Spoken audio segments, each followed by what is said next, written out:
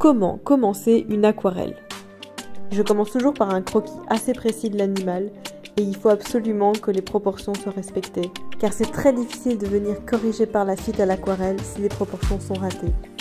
Avant de me lancer dans la peinture finale, j'ai aussi fait 2 petits tests couleurs que vous avez vus au début de la vidéo. Ces petits tests vont me servir de guide tout au long de ma peinture. J'ai d'abord mouillé mon papier sur toute la partie du ciel en évitant soigneusement l'animal. J'ai déposé quelques gouttes de mauve avant d'attaquer la partie la plus intense du ciel, le rouge pétant. J'ai utilisé plusieurs nuances de rouge assez saturé pour vraiment obtenir un effet pop. J'ai renforcé un peu le mauve et puis je suis venue déposer quelques nuances de jaune et d'orange pour créer la transition entre le rouge et le mauve. Tant que le ciel était encore humide, je suis venue renforcer les couleurs, notamment le rouge et le mauve. Et après, quand c'était mi-sec mi-humide, j'ai même ajouté un peu de spray qui viendra créer un effet assez sympa. Et là, je penche mon papier pour que les pigments descendent vers l'horizon et se mélangent entre eux. Je rajoute encore un peu de saturation parce que quand il n'y en a plus, eh ben il y en a encore. Il faut aussi se rappeler que l'aquarelle sèche un peu plus clair et un peu plus fade que quand elle est mouillée. Donc c'est pour ça que je force un peu sur les couleurs pour le moment. Après ça, je suis venue peindre le sable au pied de l'oryx avec les mêmes couleurs ocre que j'ai utilisées dans le ciel. Pour faire les ombres, j'ai utilisé le mauve de l'horizon que j'ai mélangé aux ocres. Comme le jaune et le mauve sont des couleurs complémentaires, quand elles sont juxtaposées, ça donne vraiment un effet super joli. Et maintenant, il est temps de passer à l'oryx. Normalement, on commence toujours du plus clair au plus foncé à l'aquarelle, mais aujourd'hui, j'avais envie de faire l'inverse.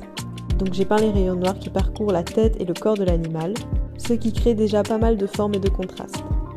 Je peins sur papier sec parce que je voulais une délimitation assez nette entre les rayures et le pelage de l'animal. Pour les crins, j'ai étiré mon pinceau de la base de la queue dans un mouvement assez souple et léger vers le paysage. Et pour les cornes, je me suis bien concentrée de ne pas les faire trop épaisses et de bien suivre la ligne que j'avais dessinée au crayon. Et là, je commence la partie ombragée du pelage de l'oryx. Et pour faire ce mélange, j'ai utilisé le mauve de l'horizon et toujours les mêmes ocres du ciel. Et puis, je peins la partie la plus claire du pelage de l'animal, toujours avec les mêmes couleurs que j'utilise tout au long de la peinture. Et là, je commence à rajouter les petits détails, l'ombre sur la tête, je vais aussi faire les pattes. Et je vais aussi foncer un peu plus les noirs de l'oryx, parce que là, ils sont un peu trop clairs. Mais avec l'aquarelle, il vaut mieux y aller petit à petit et foncer au fur et à mesure. Là, je suis rentrée dans la phase de détail, où j'ajuste les couleurs jusqu'à ce que ça me plaise.